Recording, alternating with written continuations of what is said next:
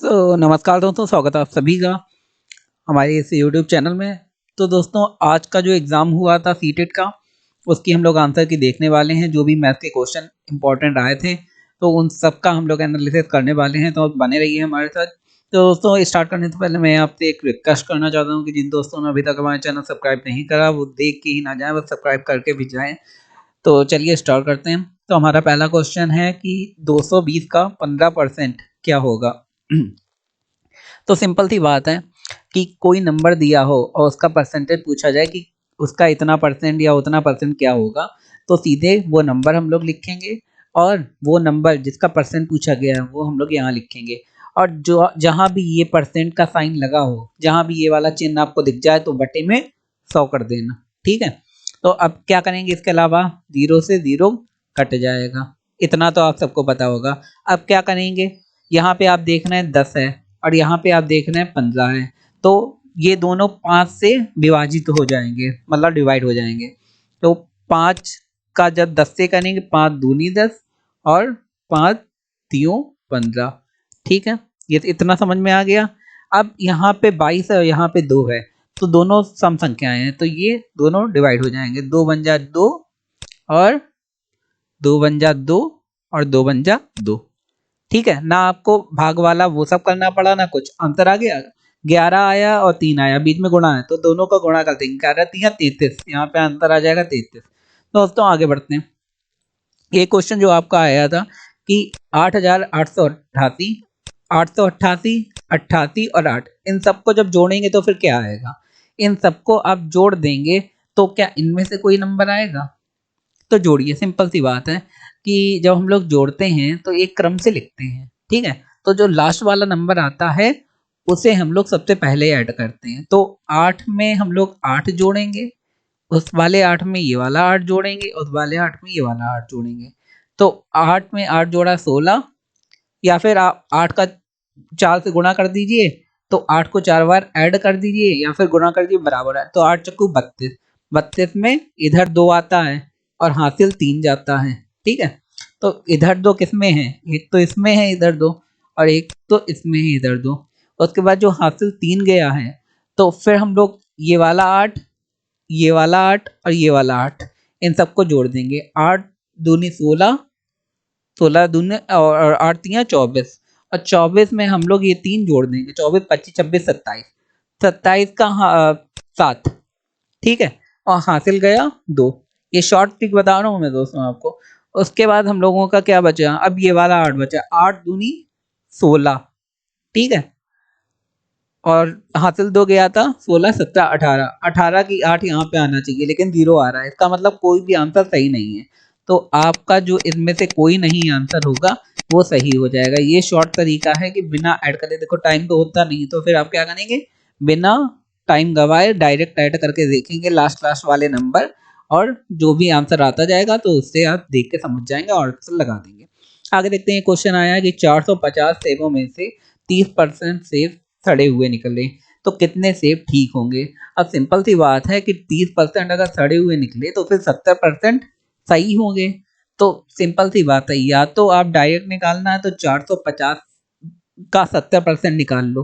ठीक है, और अगर आपको घुमा के निकालना है तो पहले सड़े हुए निकाल लो, उसके बाद फिर जो भी आएगा उसको 450 टोटल सेब से माइनस कर दो। तो चलो देखते हैं कैसे सॉल्व करते हैं। टोटल सेब कितने हैं? 450 हैं, और सड़े हुए 30% है।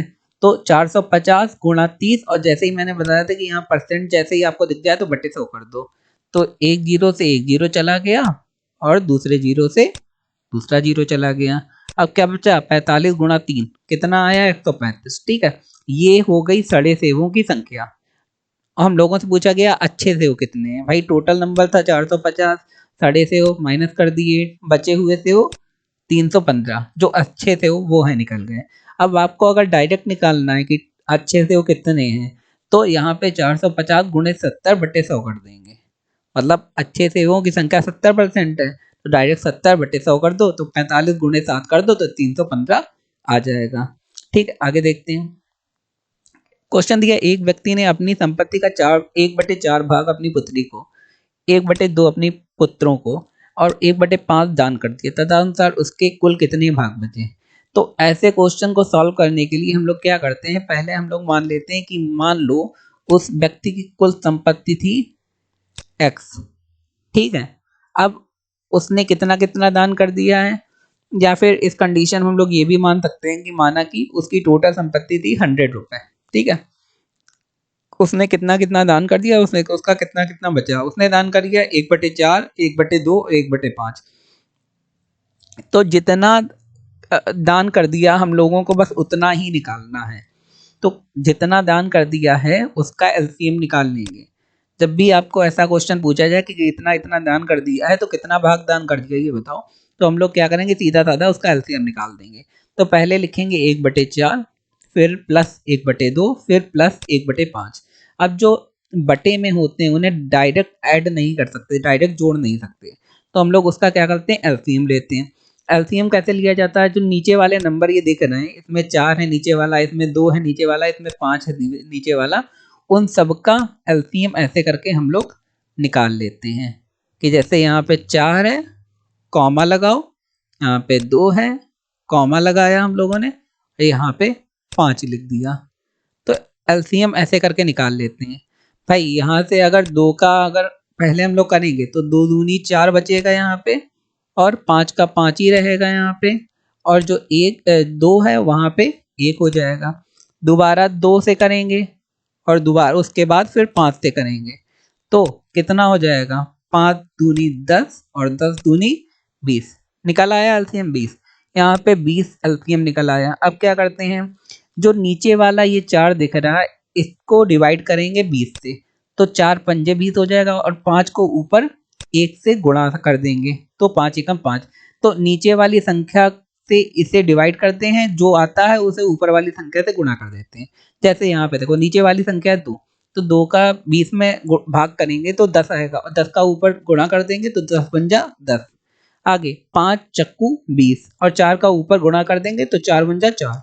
तो यहाँ पे ये नंबर आ जाएगा, इन सबको ऐड कर देंगे, जोड़ देंगे तो 19 आएगा, और बटे में 20, तो यहाँ पे 19/20 आंसर आपका सही हो जाएगा। तो फिर अगर ऐसा क्वेश्चन आपका आया है और आगे एग्जाम में है तो आप कर लेंगे। आगे देखते हैं हम लोग, यदि सम अष्टभुज क्या होता है, जिसकी 8 भुजाएं हों और सारी भुजाएं समान हों, तो उसे सम अष्टभुज कहते हैं। सम अष्टभुज का प्रत्येक अंतःकोण 135 डिग्री का है, तो अष्टभुज का बाह्य कोण कितने का होगा। अब या ऐसा क्वेश्चन कभी भी आ जाए तो आंख बंद करके एक काम करोगे, 180 से माइनस कर दोगे। जब ऐसा क्वेश्चन आ जाए कि अंतःकोण आपको दिया हो और बाह्य कोण पूछा गया हो, तो अगर प्रत्येक अंतःकोण 132 का है तो अष्टभुज का बाह्य कोण क्या होगा, तो उसे 180 से माइनस कर दोगे, एक 45 आ जाएगा, तो प्रत्येक बाह्य कोण 45 डिग्री का होगा।